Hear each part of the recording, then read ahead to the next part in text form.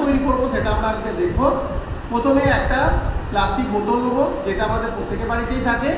একটা প্লাস্টিক বোতল, তার মধ্যে আমরা এই প্লাস্টিক প্যাকেটগুলোকে তার মধ্যে ভরবো। যেমন আমি দেখাচ্ছি, এইভাবে প্লাস্টিক প্যাকেটগুলো একটা একটা করে ভরবো, একটা একটা করে আস্তে আস্তে আস্তে আস্তে ভরতে থাকবো।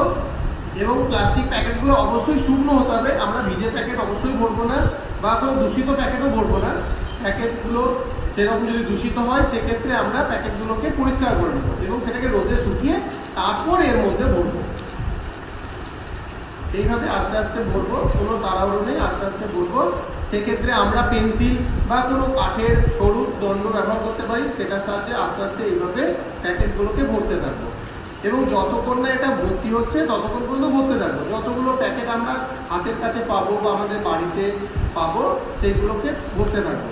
এক্ষেত্রে একটা জিনিস বলে রাখি, অনেক সময় দেখা গেল হয়তো প্লাস্টিক ভরতে থাকলাম, যে প্লাস্টিক প্যাকেট শেষ হয়ে গেল আর ভরতে পারছি না, আমরা ভরবো না। আমরা কি করব, যতটা পারবো, যতটা আমরা প্যাকেট আমাদের কাছে পাবো সেইগুলোকে নিয়ে এই জিনিসটা করতে থাকবো। এবং যখন এটা ভরা কমপ্লিট হয়ে যাবে, দেখা গেল হয়তো প্যাকেট আর থাকলো না, আমি সেটাও বলে রাখি, যদি দেখা গেলো তো প্যাকেট আর থাকলো না অথচ এটা আমার ভর্তি হলো না, আমরা এটাকে, যেমন দেখুন এইখানে এটা ভর্তি হয়ে গেল কিন্তু আমার কাছে প্যাকেট নেই, কিন্তু দেখুন এটা ভর্তি হয়নি।